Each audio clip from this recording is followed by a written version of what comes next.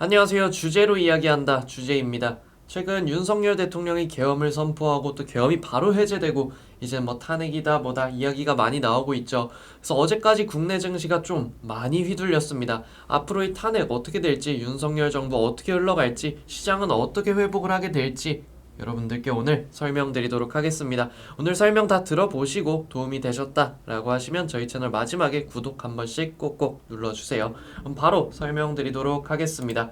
먼저 윤석열 대통령 갑자기 밤 10시 반에 비상계엄을 선포를 하게 됐죠. 그래서 이 비상계엄이 선포가 되면서 국회에는 갑자기 군인들이 막 들이닥치고 난리가 났습니다. 이 비상계엄을 선포하게 된 계기가 이제 민주당에서 예산 삭감하고 국회에서 많은 의석을 가지고 있는 민주당 쪽에서 예산안 삭감하고 윤석열 정부에서 하려고 하는 거 다 막아세우고 있다. 그래서 이런 거 뿌리 뽑겠다. 라고 해서 비상계엄을 선포를 하게 됐던 거죠. 지금 윤석열 대통령이 집중해서 하고 있는 대왕고래 프로젝트, 여기서도 민주당 쪽에서 예산안을 98% 삭감을 하면서 이제 1차 시추 들어가는데 거기에 지급해야 될 잔금을 한국석유공사가 다 독박을 쓰게 생겼습니다. 그래서 여기서 1차 시추야 어떻게 한국석유공사가 막는데 2차, 3차 이게 문제가 된다라는 거죠. 그래서 윤석열 대통령은 민주당 진짜 왜 그래? 발목 좀 잡지 마.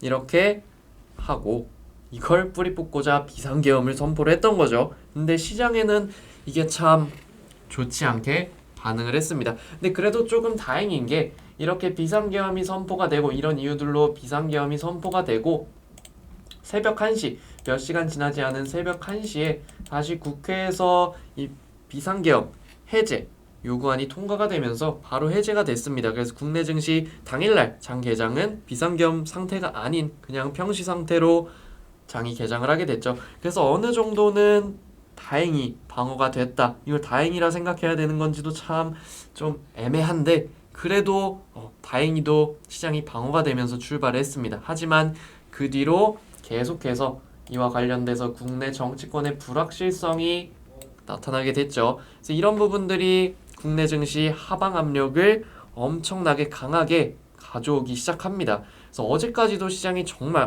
이게 뭐야 싶을 정도로 강하게 찍어 눌렸죠. 코스닥 같은 경우 거의 뭐 5% 낙폭 이렇게 나오면서 완전히 난리가 났습니다. 다행히도 오늘 반등이 나타났지만 그리고 오늘 반등에 대한 해석도 제가 이따가 또 같이 설명을 드릴 거지만 여전히 국내에선 이런 정치권 불확실성이 작용을 하고 있습니다. 그래서 참 큰일이죠. 이게 빨리 해소가 되고 증시도 제 방향을 찾아 나가야 될 텐데 이런 부분들이 쉽게 해소가 되지 않고 지금 환율이 1,400원대입니다. 이건 어제자 환율이고 오늘은 조금 소폭 약세를 보이고 있긴 한데 지금 환율 미쳐 날뛰고 있어요. 외국인들이 우리나라를 바라본다면 지금 어떤 입장일까요? 아, 대통령 말을 군인들이 듣지도 않고 자연스럽게 항명하면서 대통령은 비상계엄 선포 그리고 그 밑에서는 탄핵한다 만다. 당연히 외국인들 입장에선 이거 한국 탈출해야 된다 이렇게 생각을 하겠죠. 그렇기 때문에 환율이 이렇게 날뛸 수밖에 없었습니다. 그래서 지난주까지도 외국인들이 달러 선물에 엄청나게 많은 베팅을 해왔어요.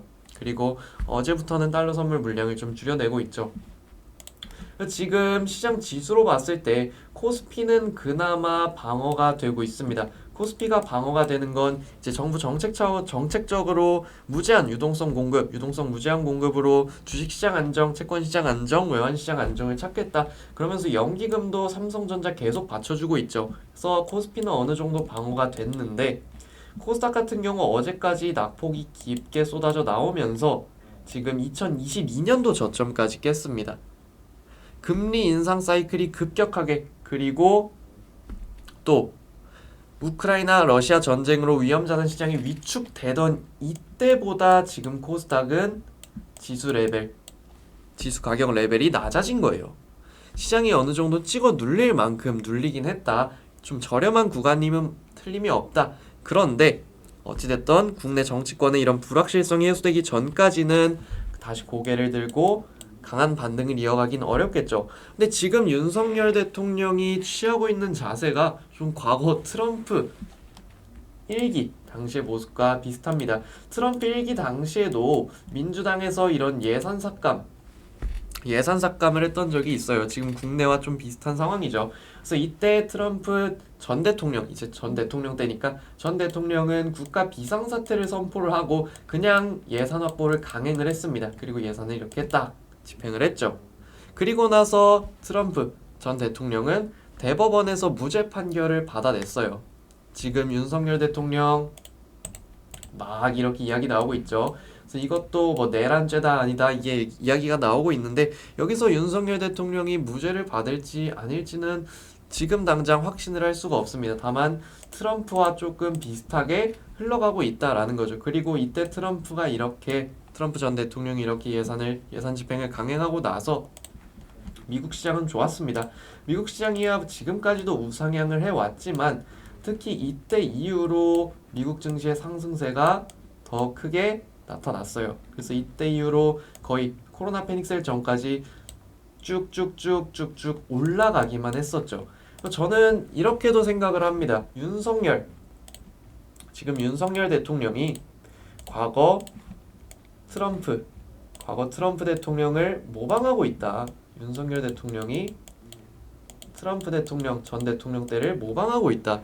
지금 민주당 쪽에서 예산 삭감하고 난리니 자신의 입지를 좀 더 두터이 다지기 위해서 비상계엄을 강행을 했다. 이렇게도 생각을 하고 있습니다. 그리고 여기서 강행을 하면서 지금 문제들이 발생하고 있죠. 탄핵한다. 내란죄다. 근데 트럼프 1기 당시엔 이런 것들이 무죄로 해소가 됐습니다. 그러면서 트럼프의 지지율이 다시 회복을 했었죠. 증시 같은 경우도 상승을 달려나갔었고요.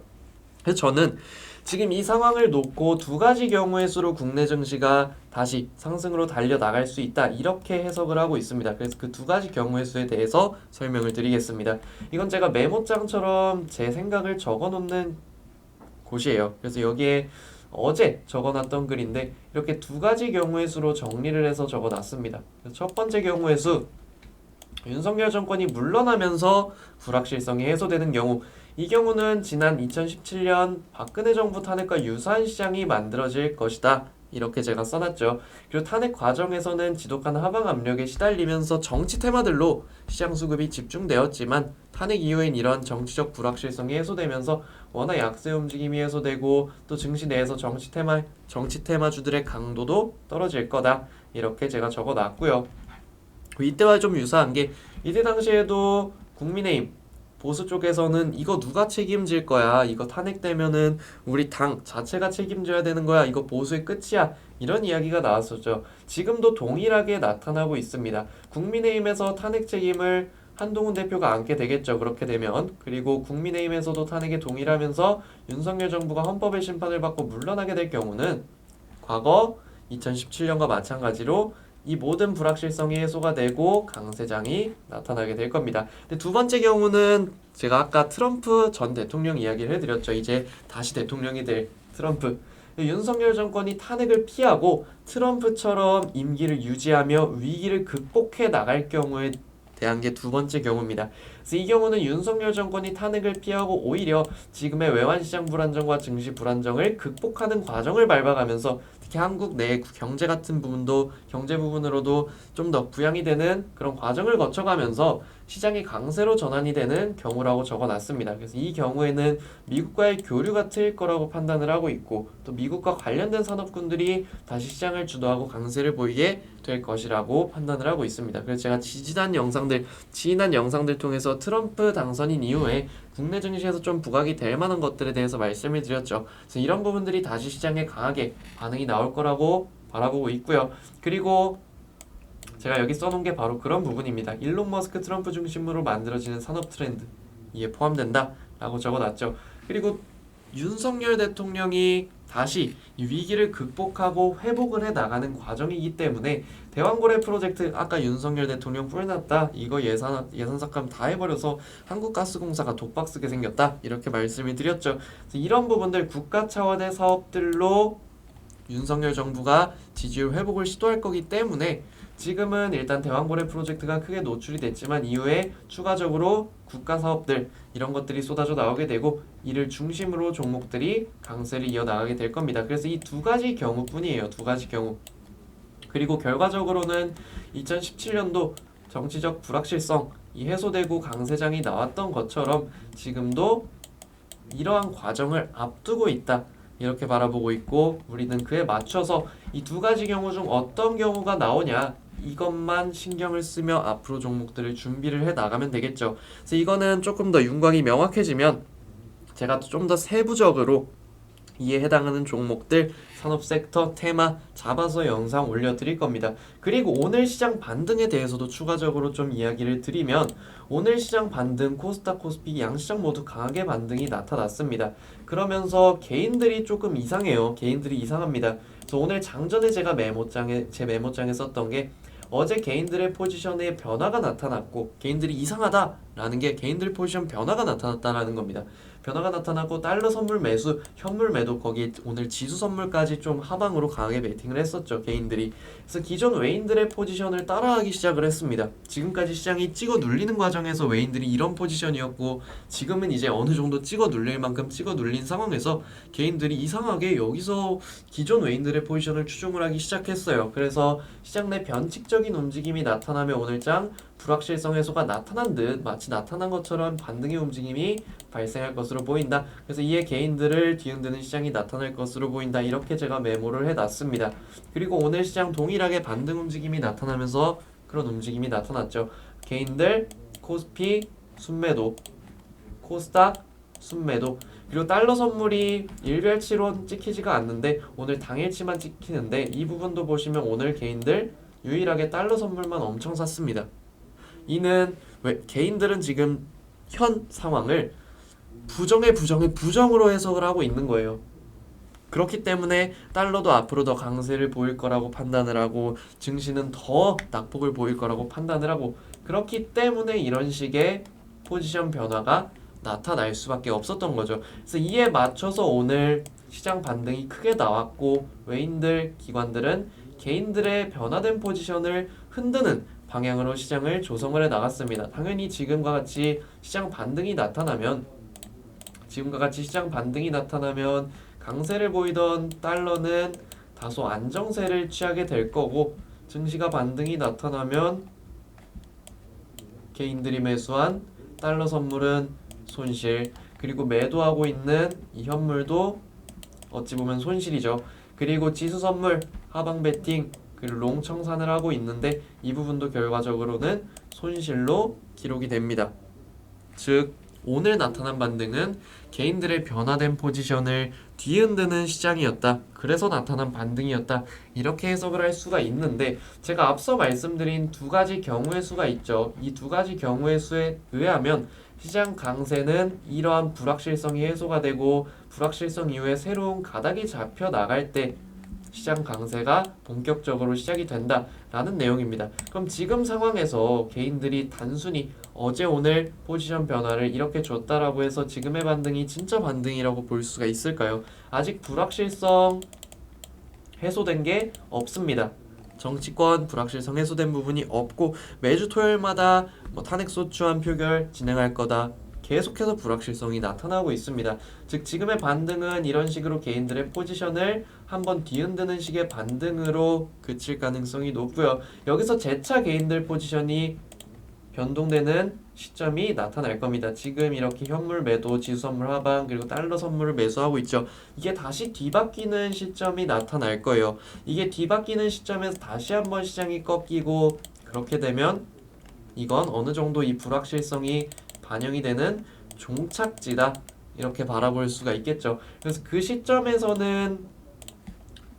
이렇게 재차 시장 꺾임이 나타날 때는 어느 정도 긍정적인 방향으로 전환되기 위한 시장 불안정, 시장 꺾임이다 이렇게 판단을 할 수가 있겠지만 지금 당장 나온 반등은 그렇게 판단할 근거가 없습니다. 그래서 너무 급하게 시장에 뛰어드시기보다는 이런 부분들 파악하시고 좀 더 차분하게 여유롭게 지금과 같은 때는 현금이 무기예요. 현금이 무기. 현금 적정선 유지하시면서 보유 종목이 많이 있더라도 현금을 유지하면서 가야 이후에 또 시장이 명확하게 반전을 만들어낼 때 대응을 할 수가 있겠죠.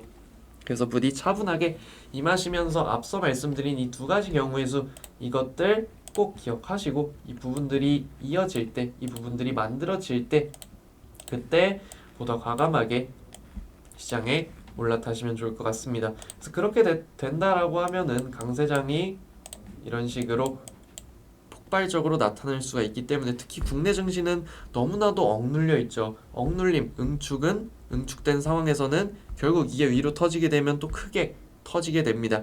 결국 시장 추세가 이렇게 나타난다는 것이니까 여러분들 이런 경우의 수 기억하시고 이에 맞춰서 차분히 풀어가시면 좋을 것 같습니다. 그래서 오늘 탄핵 비상계엄 선포 이후에 탄핵 이야기까지 나오는 현 상황에서 국내 증시가 앞으로 걸어갈 길 그리고 국내 증시가 긍정적으로 펼쳐질 경우의 수들에 대해서 설명을 드렸습니다. 사실상 이 두 가지 경우의 수 말고는 지금 우리가 생각할 경우가 없어요.